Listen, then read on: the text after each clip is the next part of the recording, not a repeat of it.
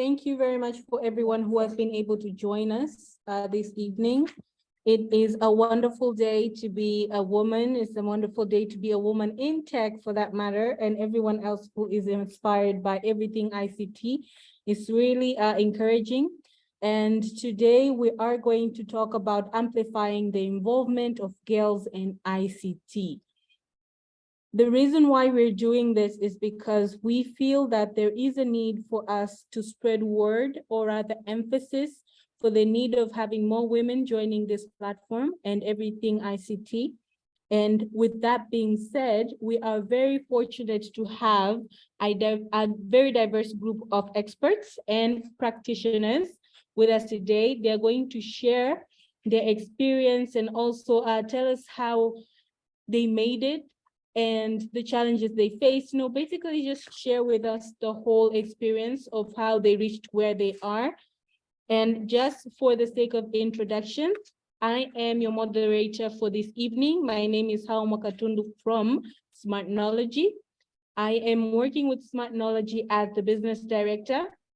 My job at the moment is to work with developers in making sure that different businesses are reaching their digital transformation successfully and smoothly.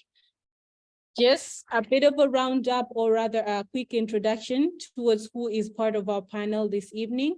We have Rushka, who is a founder of Recruit. They'll talk better about themselves in a few minutes. However, I just want to show you a layout of who we have in the panel. The second one is Neema Magimba, founder of Sheria Kiganjani. We have Mercy Mbise, lecturer in Department of Computer Science and Engineering at Co-ICT. And we have Soraya. She is the head of organization effectiveness at Vodacom Tanzania. And finally, we have Diane Mwakaponda, junior software developer at Smart Foundry. Welcome, everyone. Can I get a bit of hi, Hawa, just to make sure everyone here Hello. is Hi, Thank you, Hawa. Hawa. Hi. Thanks, Hawa, for the intro.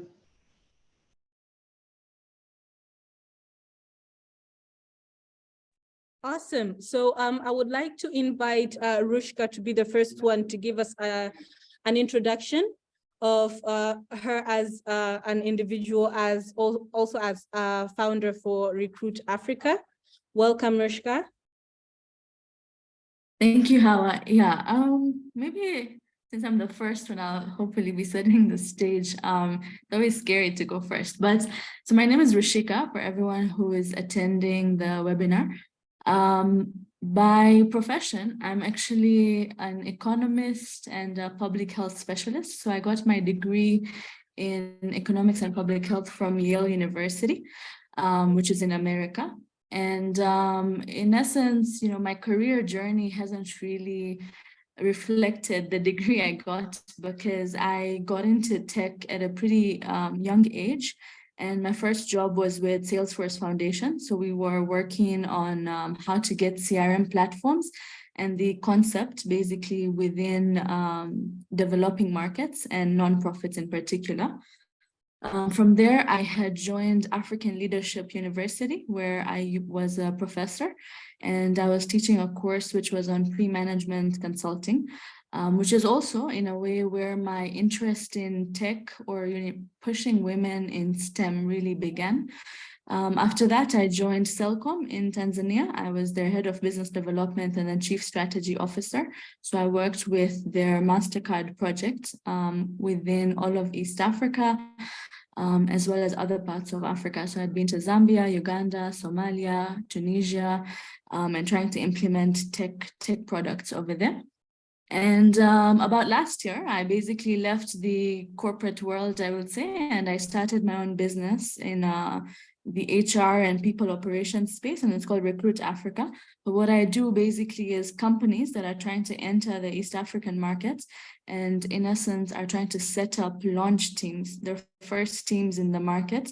I help them match to vetted experts. Obviously, this includes women, men, everybody. And as long as you have the right technical skills and soft skills, we train experts to become I would say, ready enough for the global marketplace, right? We often have this misconception that within Tanzania, we have a particular profile of consultants, or, we are too shy or timid, and Recruit was started to change that perspective. So I'll stop there. Obviously, there's a lot more I think the questions will answer, and Hawa, maybe you can introduce the next speaker. Thank you so much, Rushika. This, wow, your experience is very, okay, I am very excited right now. Let me hold to that. And then, I do believe there is a Q&A session that will broaden our experience more around what you do and what you have been able to do so far. So next up, we have Neema Magimba, founder of Sheria Kiganjani. Welcome, Neema.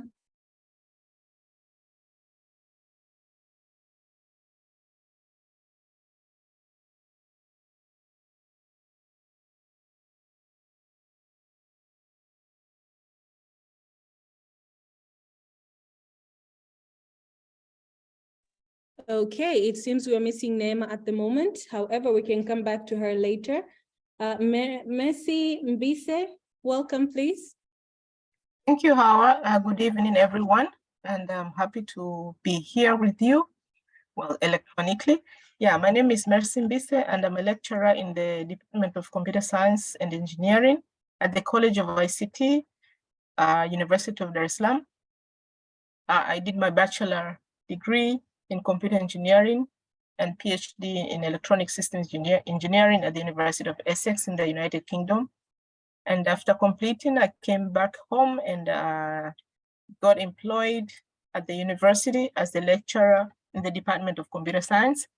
At the moment, I'm also heading the department. So I'm head of Department Computer Science and Engineering, and also doing research, various research in ICT for development, but also other projects that are in the department with youth, developing youth skills in ICT and also digital skills. So in short, and I'm also passionate in supporting girls and female community as well in excelling in whatever they do. Thank you, Hawa. Thank you very much, Mercy. Soraya, welcome. Thank you, Hawa. So good evening, everybody. It's also a pleasure for me to join this conversation today, and I'm looking forward to the discussions that we're to have. So I work at Vodacom Tanzania, where I'm the head of organization effectiveness. Unlike my other panelists this evening, probably say I don't have the tech background, but I do have a science background. So I have my degree in biomedical science, and I ended up in HR. So I think it's always interesting. I think Rushika said the same thing, that you study one thing and find yourself in another space. Lots of transferable skills that we pick up along the way. Part of what I do in my role in Vodacom is I consider myself playing a role as an enabler in helping amplify the role of young girls within the ICT space. And I think I would leave that as sort of the intro, the little teaser, and hopefully we can cover more during the conversation that we'll have this evening. So back to you, Hawa. Fantastic. Thank you, Soraya. And the last one would be Diane. Diane, welcome.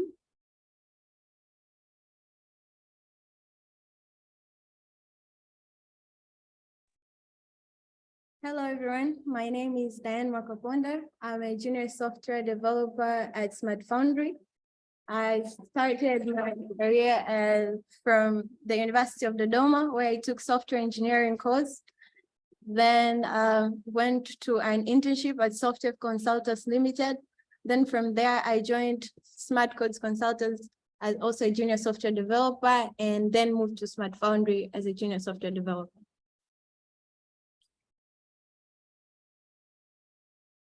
Thank you, Diane. People, do not be alarmed. I am sitting with Diane at the moment, so I believe she will be sharing my my mic from time to time. So let's dive into it. The reason why we're here, the reason why we feel there is a need to make this mark in today's, expansion or penetration of girls in ICT world. So to begin with, I have one question that I will be favoring Rushika, and it is, tell us about your experience. So basically, this is from your point of view. What are some common challenges that women face in the tech industry, and how can these be addressed in Tanzania? Perfect. Thanks, Hal, for the question. I think it's a really heavy question in terms of, even before we look at tech, I think even just thinking about women at the workplace, there are theoretically, there are quite a few elements that somehow make it a situation where, we often hear that women have to work twice as hard to be at the same level as men, right? And in a way, this is true, because what you find is that oftentimes women have to push the extra mile, go the extra mile in what we call taking the emotional burden even at a job, right? So you find that even if you've been successful in landing a job, and maybe it's your dream job, maybe it's your dream company, the work doesn't stop there because you're fighting an unconscious bias, right? Sometimes an employee or a boss or a manager might see a woman in a particular position, and oftentimes you'll have a perception that or a stereotype about how a woman should portray herself or speak up in a meeting, right? If a woman is too confident, you might hear things like she's too aggressive, but you don't find that kind of comparison if it's a man doing it, right? So theoretically, we call this, even within the education space as well, there's a lot of unconscious bias. Sometimes it's not just men who might have it. Actually, there's even studies out there that show that women have an unconscious bias too. And so what you find is that, at least within the tech industry or even the STEM space or the workplace, oftentimes a woman's role doesn't stop at just being hired. It's also about how a woman is portraying herself day to day. And the challenge really is around also what support systems a woman has, right? So you have to remember also that oftentimes a woman is balancing not only her job, but family. And that work-life balance typically also becomes quite challenging. So I would say in general, my 3 points or takeaways, at least for that, what I've seen in Tanzania is that support system where a woman can have that work-life balance is a bit difficult to navigate. When a woman has that support system around her, she is able to thrive, she is able to stay on the job without that many challenges, but it's very hard to see.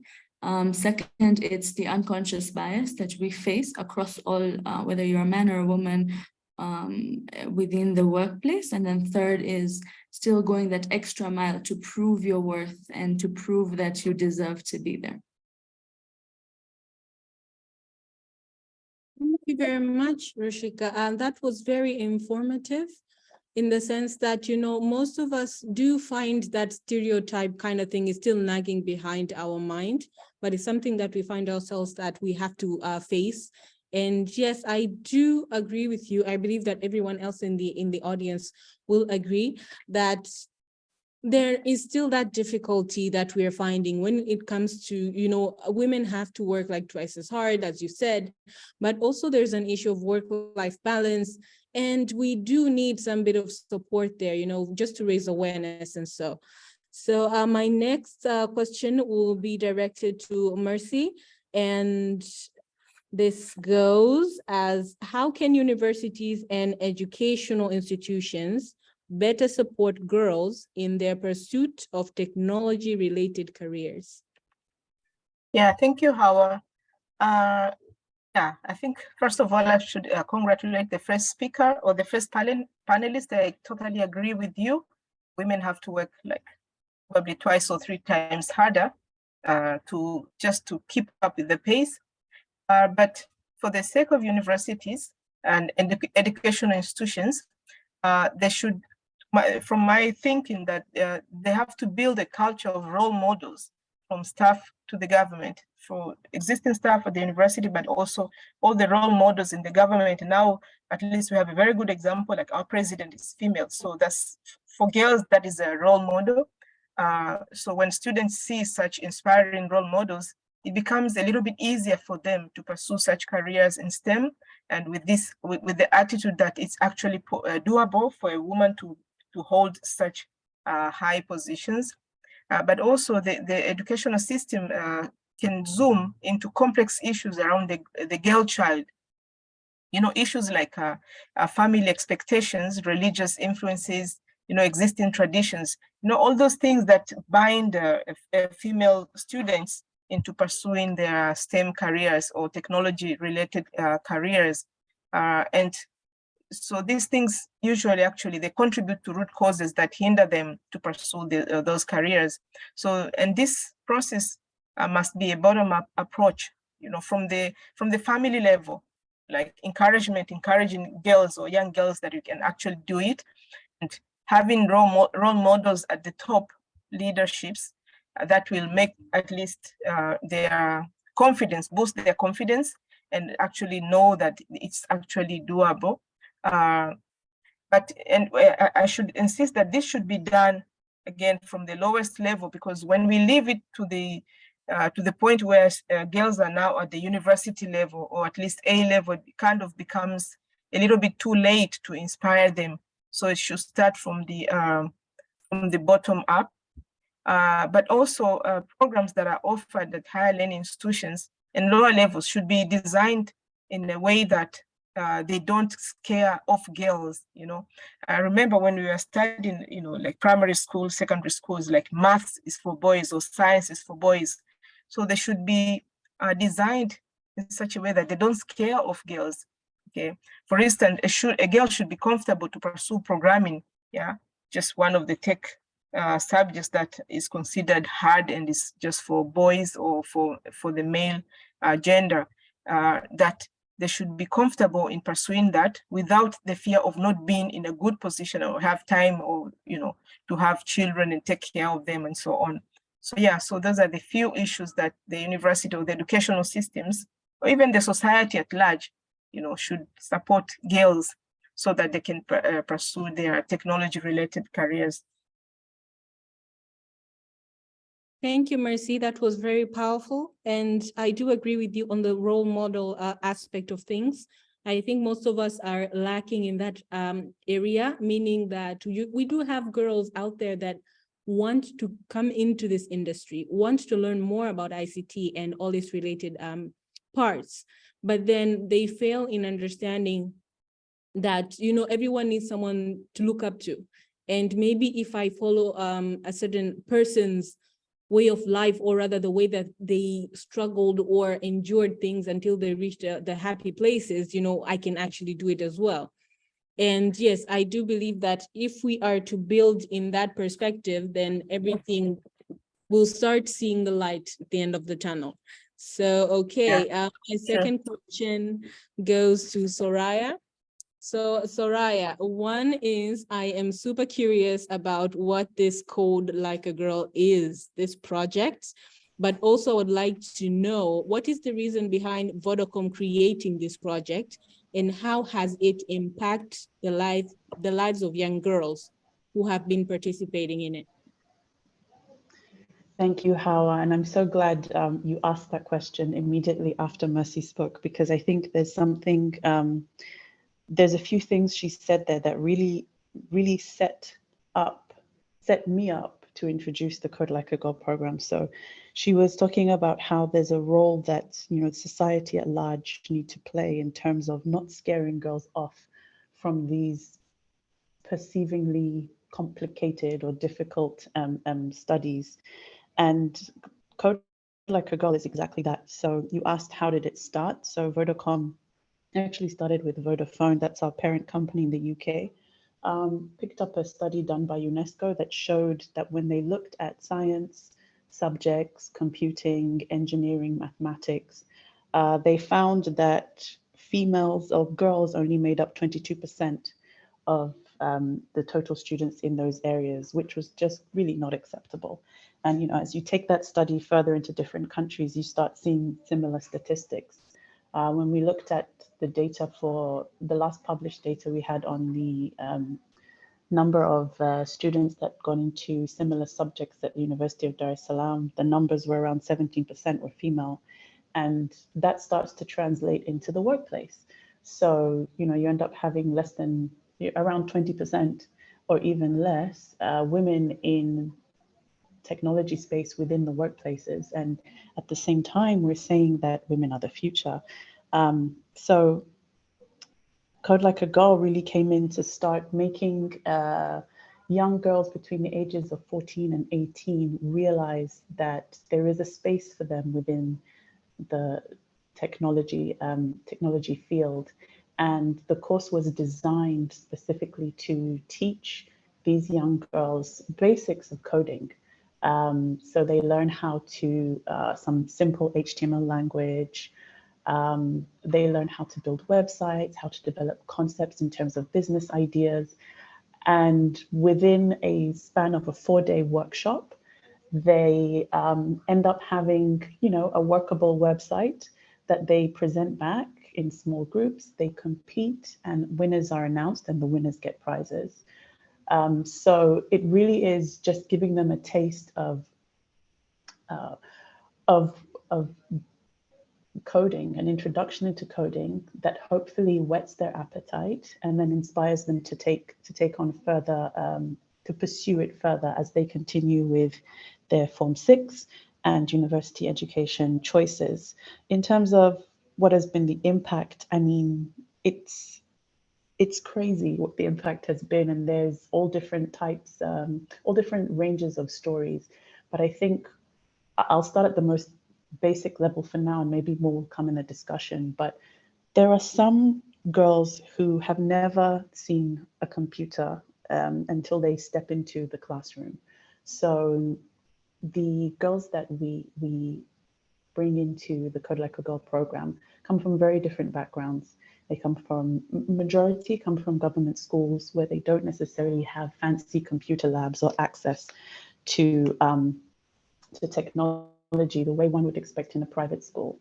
And often it's about convincing the parent or convincing the guardian that this course will not be a waste of time. There will be a return on the mindset or how the girl approaches life going forward. So I think the biggest impact has been seeing girls come into a classroom and meeting them on day 4. And when you ask them, what's the thing that you've learned the most? And they'll say, I just learned how to use a computer, how to switch it on, how to navigate, and to come from that, that starting point to where they've actually worked with other girls to build a website.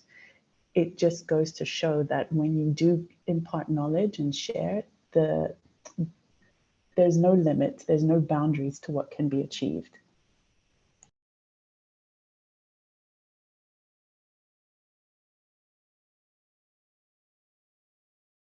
That is perfect. So thank you very much, Soraya.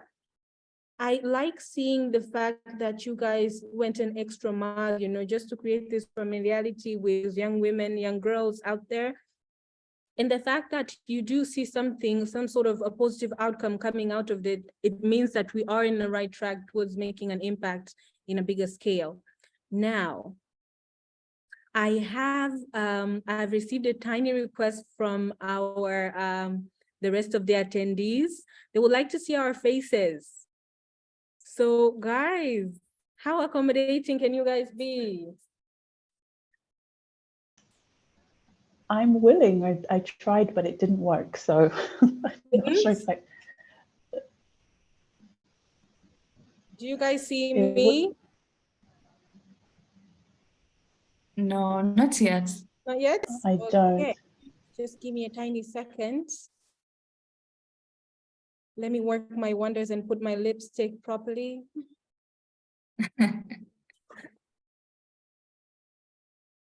Just, yeah, bear with me for a few seconds.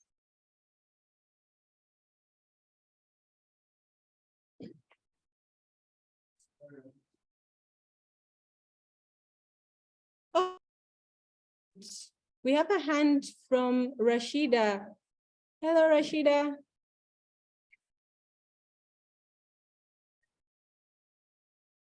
Are you able to contribute?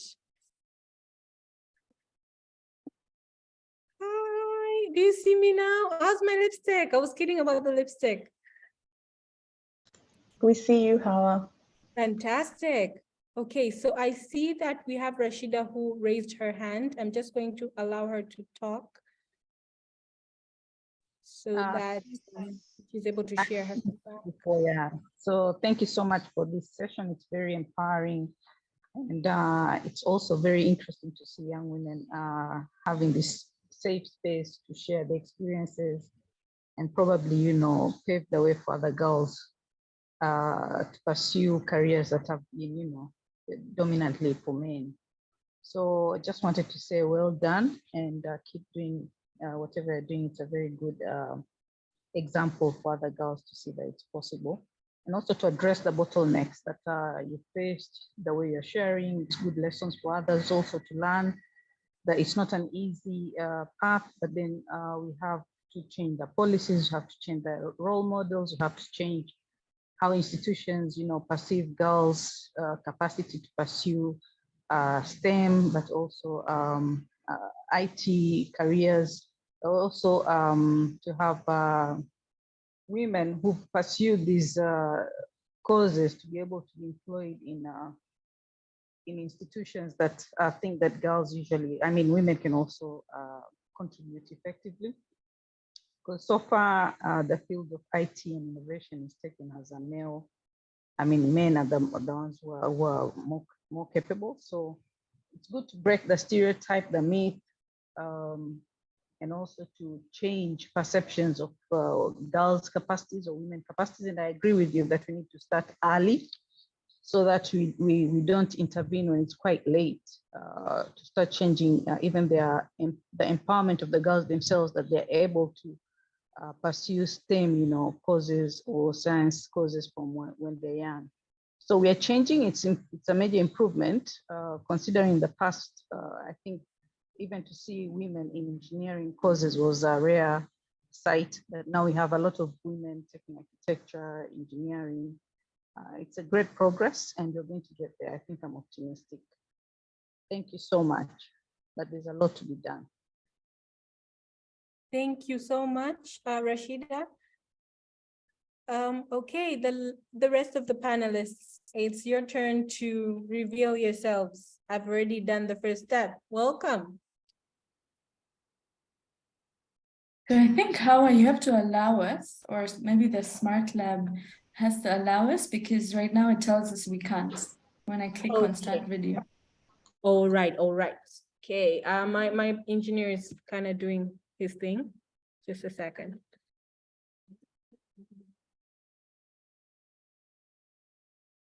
I think as we're waiting for them to make that setup, I can go ahead.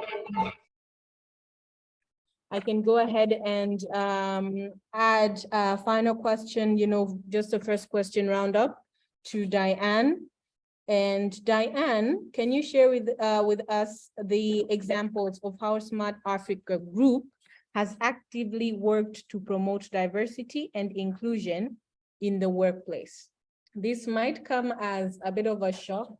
So basically, I think you need to start telling us who Smart Africa Group is to begin with. Welcome, Diane. Thank you. Okay, so Smart Africa Group is like a continental organization that seeks to accelerate the use of IT across Africa to achieve like a socio-economic development. Basically, like to create a single digit market in Africa to promote access to ICT products, to support innovation, entrepreneurship in the tech industry. So we also like to promote like diversity and inclusion in all areas of tech in order to just bring awareness and to promote the growth of tech and IT in Africa as a whole. So from that, SAG has done a few things that I'm practically aware of right now. I can start with like development of, or like implementing diversity and inclusion policies. So basically the company just gives equal opportunities. For instance, like when you're giving like a job ad or something like that, anybody who think they have the skills, they can actually, they are actually encouraged to participate and come and, you know, share their skills and see where they fit in the organization, which is starting from like internship levels, not like basically employment levels. So even if like the skill set is not properly like grown, you can have a chance to get in the company and learn from the people who are already there and grow in the specific skill that you think you're interested in, especially in technology. Also, there's a very supportive work culture. As I said, the team, actually teammates, there's a good teamwork happening, such as developer meetups where people like share different knowledges, best practices, and so on. So that actually enables people to actually grow, especially like girls and women, because you can learn from others and they can guide you like in the best practices in the field and in the industry, even if you're not aware of them from the beginning. Something like that. I think I'll just end there. I don't have a lot to say.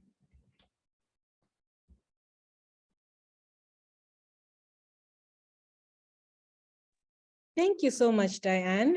It was very nice hearing from you, since, you know, I think you kind of thought I forgot about you, but yeah, I was keeping an eye on you. We have a hand from Karim Mchata. So just a second, I think now I've allowed you to talk. Welcome, Karim. Hello, I hope you can hear me. Yes, yes, yes. Welcome. Okay, perfect. So thank you very much. First of all, I'd like to give some few remarks, which is what smart labs and and SAG at large, what they're doing is very, very good. Especially in trying to promote the ladies in technology and all that, because I believe that there's a lot that women can offer in the technology space at large, in order to, you know, improve the technology space, etc. Even when you look back in history, we can clearly see that the first programmers were ladies, who were the one dealing with all the mainframes, etc. So that shows how capable the women are in technology. Now, I have, let me say to the panelists, a question, but let me give a little bit information on that. So there are some terms which have been thrown over, which I kind of don't sit well with me. Um, Perhaps probably from my point of view, where I'm coming from, probably I'm looking at it on a different perspective. So, for example, the term scaring girls off in the technology space, biases in to majority of the girls in the technology space, etc., etc. My question will be, could it be that the reason why there are no majority of women in tech, could it be because of lack of interest from the girls themselves? For example, I remember Jordan Peterson. I don't know if you all know him. He previously mentioned something in that line, that the reason why in technology and engineering spaces there are few girls, it's because of the way they are biologically created, from the perspective of a lot of ladies or women in general are interested in people, so that will incline them more into careers like nursing, being doctors and all that, because they deal more with people. And men are more inclined to careers like engineering and all that, because they are more interested in things rather than people. So could the bottom line be interest compared to the biasness that we are talking about and scaring of girls? Could that be one of the major reasons? Because also I've seen, for example, there's this lady who is called Rina. She's a recent graduate. She started her cybersecurity community, and the way she's perceiving it is a lot of girls are just not interested. She tries to empower them, encourage them, show them the way how things are supposed to be done in the industry, etc. But the turn up is not there, the interest is not there, etc. So could that be the major reason compared to what is being said generally by most of the speakers, like a lack of awareness, etc. And then Rushika mentioned something like girls are having it a hard time. So um, especially in the tech space, yeah. But generally, I would say everybody is having a hard time and has to work uh, as hard in order to get where they are. Like it's not just the ladies who are supposed to work hard, but also men, especially who are trying to get into the tech space, trying to make a name for themselves, etc. So I just think that what should be done is to encourage ladies more to work hard as per the way men are, because the world by itself, people are just competitive by nature, especially men. So I just think, from my perspective, women should, be more competitive in order to, get there, and then yeah, you just keep up the good job. And then I also think, I think it's Rushika. She mentioned about or I think it was Mercy mentioned something about having mentors for the ladies and all that. I think that's also a very important thing in order to increase the number of women in tech, but also the people who have already made it, especially the ladies, should also take time to groom the young girls into tech and create the interest for them in general, so as to see the increase of number of ladies in tech. So that was generally my take, but also my question. So I'd like to, hear from the panelists what they think and what their opinion are on what I just mentioned generally. But thank you very much. Fantastic. Thank you so much, Karim. Just for the sake of not, do you have any panelists in mind that you wanted to answer this question, or should we give it like a free throw and see who has an input on it? Okay, I'll push it to Rushika and probably Mercy. Okay, Rushika. Let me go for Rushika. Okay, Thank Rushika, you. welcome. Thank you. I think this is the time when the video should be on. But Karim, thank you so much for your question. I think for me personally, this is what I love about the debates that we do have in these sessions, right? Is a lot of times different perspectives come to light. I think now my video should work if I see Soraya. Perfect. So yeah, I think it's a really great question. I think it's an interesting one because it's the first time I've heard a question framed like this in terms of interest. See, I am an organizational psychologist right now in training as well. When you ask a question about interest, I think to put a gender perspective to it is not a correct way to look at it. Number one, because interest comes from intrinsic motivation of what you've been surrounded by, the people around you, whether they're male or female, whether they're old or young.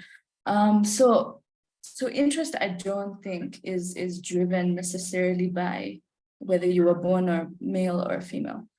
But because you did ask this question, I think it's a very interesting perspective, because if you do look at interest in that way, suppose let's put a gender lens to it, right? I think Mercy put it very well in that sometimes you can be in a space or an environment where you are pushed as a woman to look at particular careers or particular pathways, okay? I don't think society was necessarily intentional in it, even when you look at the history of it.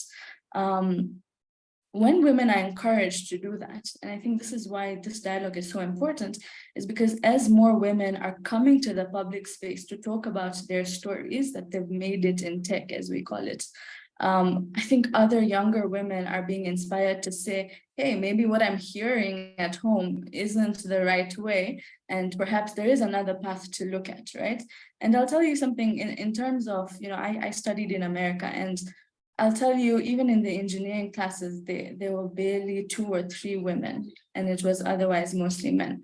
So it's not necessarily, I would say, a Tanzania thing, or it's not necessarily something we only see in Africa that way. It's a global phenomenon, right? I'm not sure who you mentioned, Jordan Peterson. I would love to read more about him. But there's also this concept we say, and because this is a panel, maybe we can take this offline as well. Sometimes I think if you are coming from a gender lens and you try to put yourself in the shoes of a woman, and then you explain it in a way that this is what a woman must be going through, it's the terminology we call mansplaining, right? And sometimes you have to be careful what you read online and careful what people are saying, because they're also coming with their biases, right? So I would question Jordan Peterson as well, right? And really think about, what does he mean by that, to say that women are not showing that interest? Because I think that already is wrong in the first place. And I'm going to stop speaking in a bit, because I'd also love to hear from, sorry, someone's called me, from Soraya and Mercy, and perhaps what you've seen, and maybe I'm biased in this, but I just feel like putting a gender lens to interest is not the perspective I would look at it from, but rather in terms of what are we exposing girls to or men to at a young age that builds up that interest. If we are going to look at specific examples, I think also when we look at access and reach to particular programs, sometimes it's not as easy to say, I advertised something and women didn't show up, so women are not keen on this. I think that's a very, you're not looking at a whole perspective here, right? Like you're doing a causation to something that might not even be related, and not everything is a direct causation. Yes, I'll stop there. But I think Soraya, you've been nodding, so I'd love for you to also contribute, and Mercy as well. What do you think about?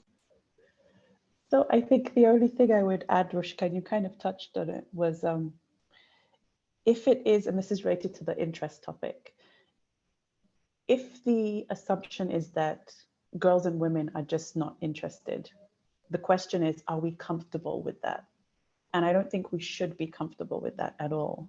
And that's why we're having this conversation now. That's why we're talking about amplifying. That's why we have all these intentional steps that we take, because we cannot sit back and be comfortable with an inequitable workforce, an inequitable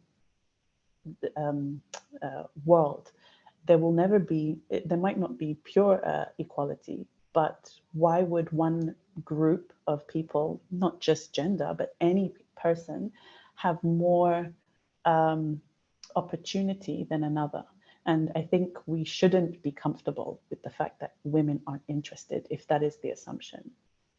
That's all I would add.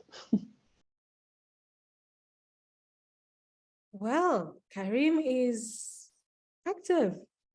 Well, Karim, I see your hand. I think your permission is still active, so you can proceed with asking. Yeah, so definitely, what Rushika just said, and Soraya, what you guys said and mentioned, it's totally true, and I agree with it. So back to Rushika, when you're asking about the lens of Jordan Peterson and what he was just saying, it was basically what he said was, I'm paraphrasing a little bit. What he said was there was research that was done apparently, even when you take, for example, babies by nature, because he's a clinical psychologist. So he said back in the days, they did a research and they put a group of kids who are boys and girls, and they put different things in front of them, toys and things like that. So the boys or the male gender babies were more inclined to let me say materialistic things like the cars and all that, the jets. But the ladies were more inclined with to play with, let's say, the cooking, those type of toys, which explains more of their naturalistic of being interested in people and emotions and those type of roles. But I think on the other side of the coin. I think also it's also an opportunity for us men on our side to also play our role, to contribute more and encourage more the girls to get into the tech space, um, and just empower them in that perspective. I think it's very important. But I said initially, I think what the ladies need is more role models, people who are going to look up to and say, oh, wow, that girl made it, or that lady made it. That's very fantastic. I think I can, get there. And also, I think what's very important is the ladies who have made it in this industry should try their level best to be very realistic as possible in what the ladies should, I mean, the young girls should expect and what they're going to meet along their journey. I know everybody has their own journey, different challenges that they're going to meet, but you guys should also be very realistic in explaining how things are in the real world, not just throwing flowers and always, oh yeah, I made it here. Yeah, it was, hard work and all that, in order to remove that unrealistic expectations on what things are in the ground and, those assumptions. Yeah, I think that's what I wanted to add on that. Very much, Karim. Now, speaking on that specific angle that you're coming from, I would like to ask a question to Mercy, actually. Mercy, can you tell us a bit more about any initiatives that University of Dar es Salaam has, can I say what, implemented, or rather working on implementing, just to encourage young girls in pursuing the careers in tech? Yes, Howard, I'm not going to put my video yet, but we have several initiatives. And these are just a few that can be found at the college that I'm involved in. We have a program called Smart Girls in ICT program. And this has been running for some years now. And it uses human-centered design to build capacity of secondary school girls in the areas of ICT. And the program has reached over 20 schools in secondary schools across Dar es Salaam, and over 1,048 girls have been reached. So that is one of the programs, and they are trained on ICT issues.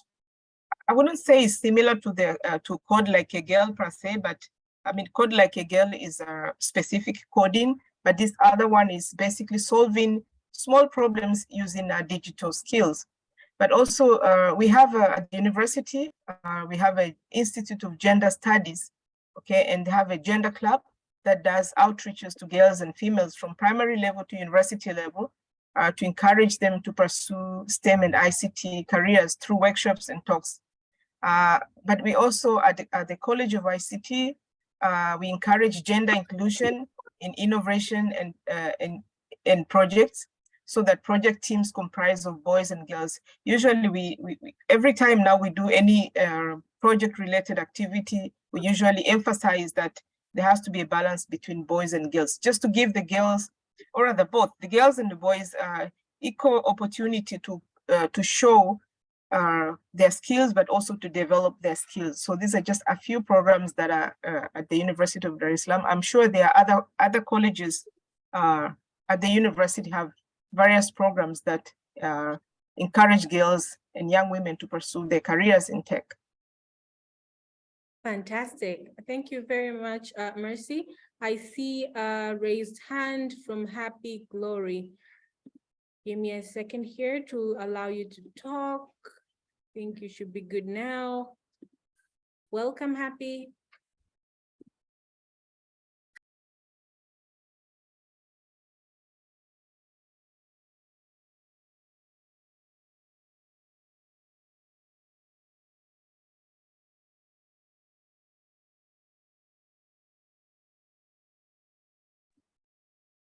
Happy?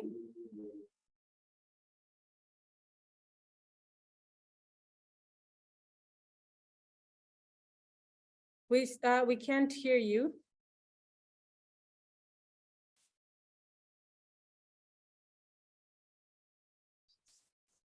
Okay, so I think I'll just give you a few minutes to work on the tech part of things. So yeah, we have heard from the ICT, under University of Dar es Salaam and the initiatives that they are working on at the moment. So, Rushika, tell us about how Root Africa is also playing a part in encouraging these girls to join the career in tech.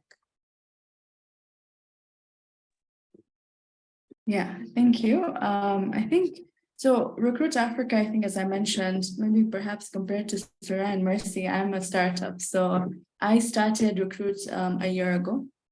And what I do is, because I'm matching specialists or experts to companies, either for short-term projects or long-term hiring, a lot of my work is actually soft skills dependent. So when you are already within a particular space, and we have a lot of tech clients in particular, we find that this element of you can have your technical skills and you can be really good at it. And I think, again, no gender bias here, but how you portray it and how you talk about your experience and your expertise is what is needed when it comes to consulting, sales, business development, partnerships, right? So what we've been trying to do is the specialists or the experts we have, I have what we call Meter Pro labs or Meter Pro boot camps, where there's a particular set of courses that my experts go through, which is related to building your personal brand, how to network effectively, how to put value to your side hustle or your project.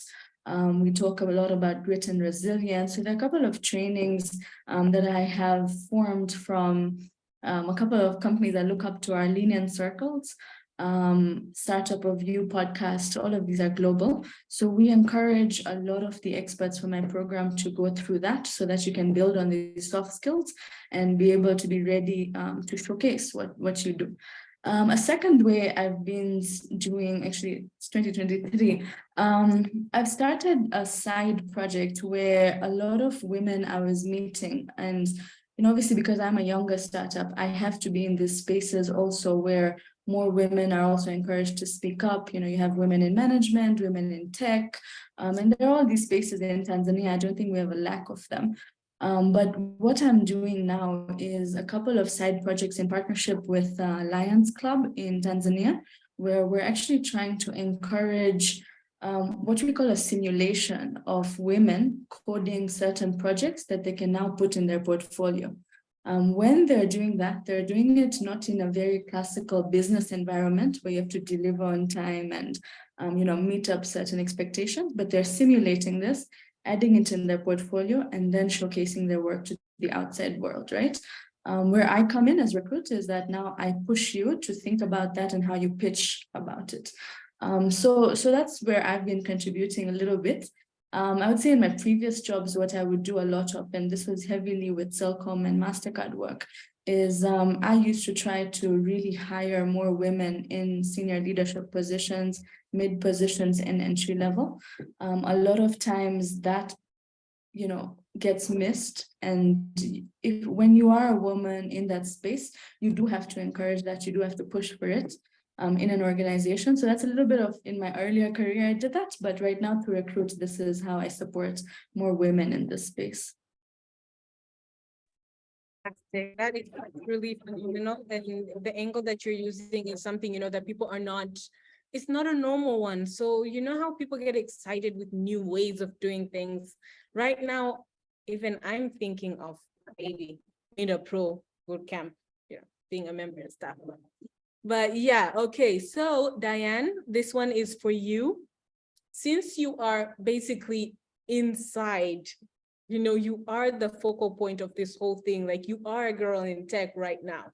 You are developing things at Smart Foundry, incredible things, by the way. Tell us, how do you think we should encourage other women or girls to join in the tech world? Oh, okay. To start with, I think maybe we can check like how others have contributed, why women are not really encouraged to join in this tech field, right? So I think I have a few pointers here and there. starting with like, okay, yes, most people actually take tech as really hard and tough.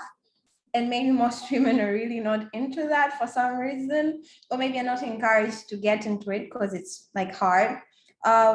Some may say like it's not pretty because like who wants to work with computers or coding, because it's really not interesting, like maybe let's say fashion or other things that women will be in.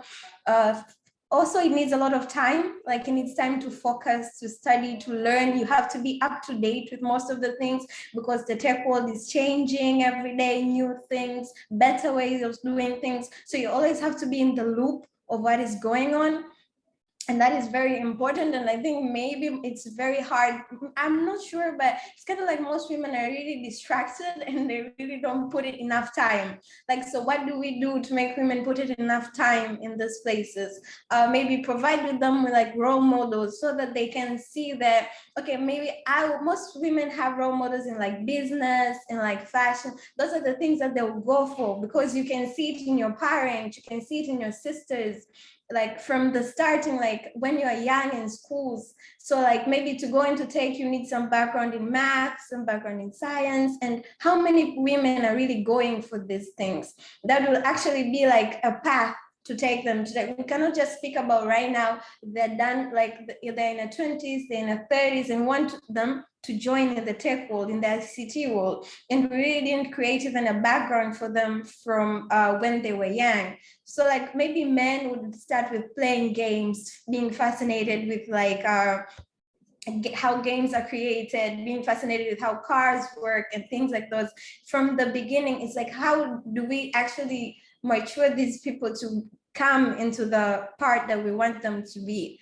There's also like stigma. Let's talk like how many nurses who are male, you know? So there's a stigma in tech in the same way. So like if you see a male nurse, you'd be like, okay, what's up with this person? So it's the same as like female, maybe a female construction worker. Talk about like a female driver. Those are really not common things. So it's the same thing that we can see the stigma in tech. So like most people are mostly male. And a few other pointers that like, yeah, so mostly it's like technology is mostly about finding solutions. So we need to nurture these women to be solution oriented, so like they can find answers for these questions that we're looking for. And in that way, keep like encouraging them to get into tech more. So like what can we do to attract more women? So it's stuff like that. So like facilities, like education facilities, you can see like the ratio of people in these schools. Like I was in school and it was a ratio of 1 to 10. So it's like 5 girls to like 70 guys. That is also at that time you're actually thinking to yourself, am I even in the right place from the beginning of it? So like equal opportunities for recruiters, like even a recruiter, when you're recruiting, do you actually see a female candidate and a male candidate in the same way? Would you actually like interview them, giving them equal opportunities as they speak without even having that prejudice or biasness unconsciously? You see, let's talk about flexible working hours. You know, you need to provide women with flexible working hours. I'm working in tech and we sometimes get out late, like very late, because you have to be working with something that needs to be out there. It's the deadline. So like, are you able to, for women who have families? Okay, I'm young, you know, in my early 20s. We'll talk about people who already have children. Can they stay that late and work when they know they have responsibilities? So you need to provide these flexible working hours arrangements that can cater to them and motivate them, so that you know that even when like I grow old, I can still remain in tech. I don't have to move from positions like this just because like I'm growing, because it doesn't cater to these working hours. Let's compensation as well. The more the place has enough money, it encourages more women to join, because if you're like, you get more money there, you get more opportunities, you get more like benefits, it will attract women more. So in short, I think that is all I have to say. Thank you, Howard.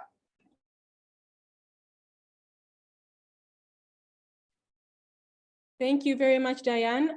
We are way beyond time. So I'm going to allow a very last one from Happy. I believe Happy is good now, it's good to go. Happy, welcome. Thank you so much. I have one question to Messi. How do they measure the impact of the effort that they are putting to make sure that girls and women in ICT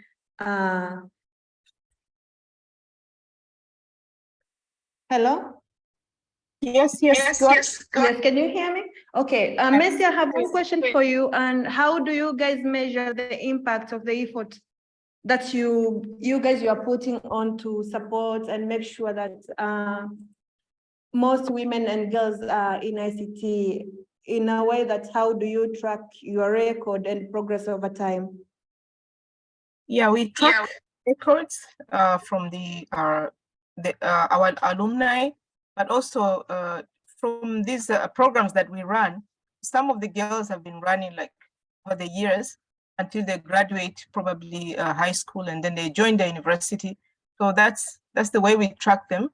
But also there are other programs like students who have been incubated, they're the girls, and then we track like where they get employed and what type of jobs they take.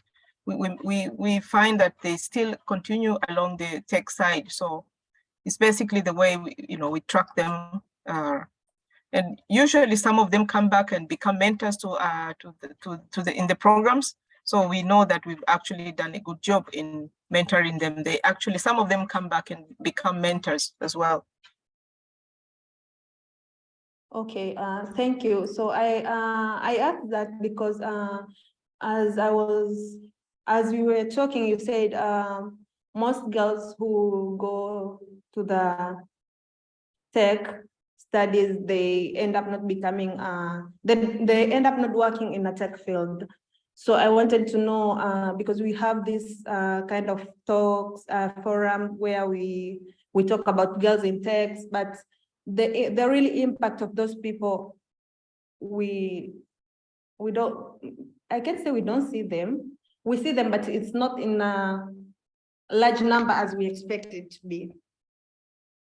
Yeah, because I mean, at the end of the day, you probably don't expect all of them that have been through the program to pursue tech-related jobs or careers, but some of them, they use the soft skills that they learn in other types of careers as well. So eventually, not all of them end up in tech because we don't teach only tech. We also empower them in soft skills, all these soft skills that many students, and it's not only girls, even boys lack them. So we empower them in that manner as well. Okay, thank you. Thank you very much, Mercy. Happy, thank you as well. Karim, I do see that you've raised your hand. However, we have exhausted our time for this webinar, but do not worry. I will make sure to put in a good word for our host, Smart Lab, to add more time for us. Thank you very much to all the speakers this evening. Everything you said is, very impactful. I believe that we have been able to touch each and everyone who participated today. Let us be ambassadors. Let us inspire others. Let us tell people that it can be done. I believe Karim has mentioned very, very good things that we can take away from this. And thank you so much.